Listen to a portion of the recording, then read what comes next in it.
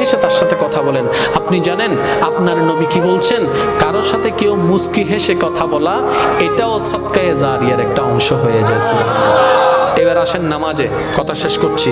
আপনি নামাজ পড়ছেন, আপনার নামাজটা হবে শুধু একমাত্র লক্ষ্য, নট সওয়াব, নট সওয়াব যে আমি সওয়াব পাবো না, জাহান্নাম থেকে বাঁচবো এই চিন্তাই না। আপনি যখনই দাঁড়াবেন আল্লাহু আকবার, মওলা তোমার বান্দা তোমার দরবারে হাজিরা দিচ্ছে, বাস এটা থাকবে। মওলা আমি আসছি তোমার বান্দা একটু হাজিরা দিতে আসছি তোমার কাছে। এবার আল্লাহ জিজ্ঞেস করবে, বান্দা ব্যবসা বন্ধ করে দিয়েছ? আল্লাহ দিয়েছি। কেন দিলা? আল্লাহ তোমার জন্য। দেখেন পয়েন্ট একটু দেখেন, বান্দা তো তুমি যে ব্যবসা বন্ধ করে দিয়েছো, অনেক কাস্টমার চলে যাচ্ছে, তো গাড়ি যে বন্ধ করে দিয়েছো, অনেক টাকা লস হয়ে যাচ্ছে, তো তুমি তো দোকানটা বন্ধ করে দিয়েছো, অনেক ব্যবসা তো লস হচ্ছে। বান্দা তোমার লস হচ্ছে তো, টাকা কমে যাবে তো। এবার আশেক বান্দা উত্তর দেয়, রিজিক তো আমার টাকাই নয়, রিজিক তো তোমার কাছে। আর তুমি যদি চাও একের মধ্যে 1 কোটিও দিতে পারো, তো সুতরাং আমি সেজন্য তোমার কাছে এসেছি। আমার লস হচ্ছে না মওলা, লাভের চাইতে লাভ বেশি হচ্ছে। এবার ফেরেশতা জিজ্ঞেস করে লাভ কেমনে?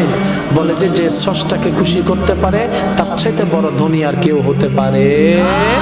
আমি সেই জায়গায় এসেছি আসল লাভের ক্ষেত্রে, যে লাভটা চিরস্থায়ী, ক্ষণস্থায়ী লাভের কোনো দরকার।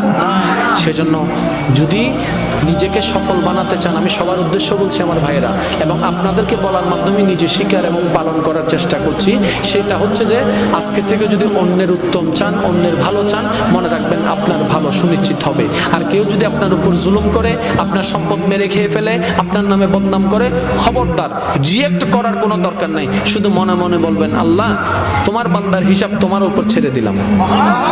আর কিচ্ছু করার আপনার লাগবে না। শুধু সুপ্রিম কোর্ট একটা শুধু আপিল করে দিবেন, সুপ্রিম কোর্ট একটা নোটিশ করে দিবেন, সুপ্রিম কোর্ট একটা দরখাস্ত করে দিবেন, আল্লাহ তুমি দেখো। আল্লাহ যখন দেখা শুরু করবে, বুঝেন না মানে কথা। আজকের একটা কথা বলি, আজকে দরবারে বারিয়া শরীফে একজন মানুষ আসছে, পোশাক টোশাকও তেমন ভালো না, দেখতেই মনে হচ্ছে অর্থনৈতিকভাবে খুব গরিব। তো প্রশ্ন করলাম কি অবস্থা? বলে যে কিছু সাহায্যের জন্য আসছি, কিন্তু শরীরে টলিলে বলতেছে মোটামুটি তবস তবস আছে। তো আমি জিজ্ঞেস করলাম আগে কি করতেন? এক সময় আমার কোটি টাকা ছিল, এক সময় আমার কোটি টাকা ছিল। তো এই অবস্থা কেন? আমার ছেলে না আমার সব কিছু নিয়ে আমাকে বের করে দিছে। আমার একটু ইন্টারেস্ট বেড়ে গেছে জিনিসটার বিষয়ে। তো আমি বলতাম কি করতেন আপনি? আমি একটা ব্যবসা করতাম। আমি বলতাম, আমি তখন জিজ্ঞেস করছি, আচ্ছা ভাই সত্যি করে একটা কথা বলেন, এখন তো আপনার কোনো টাকা পয়সা নাই? বলে যে না, ওষুধ খাবারও টাকা নেই, আপনি বললেন। খাবার টাকা নেই, আপনি বললেন। আচ্ছা আপনি কি কখনো মানুষকে কষ্ট দিয়েছেন? বলে যে এইটার কারণে তো আজকে আমি এই অবস্থায়। আমি বললাম কেন? বলে যে আমার যখন পাওয়ার ছিল, আমি মানুষের জায়গা জমিন দখল করে নিয়েছিলাম। দলিলে হালকা 19-20 থাকলে সেটাই আমি দখল করতাম। যেভাবে দখল করার সব পদ্ধতি আমার কাছে ছিল, পাওয়ারও ছিল, সব কিছু ছিল। আমি সব দখল করেছি সন্তানের ভবিষ্যতের জন্য, আমার ভবিষ্যৎটাই নষ্ট হয়ে গেছে। তার মানে আপনি যখন অন্যের ক্ষতি করবেন, এতটুকু নিশ্চিত থাকেন আপনার ক্ষতি নিশ্চিত আছে। আপনি নিজের ক্ষতি চান? বলেন আপনি নিজের ক্ষতি চান?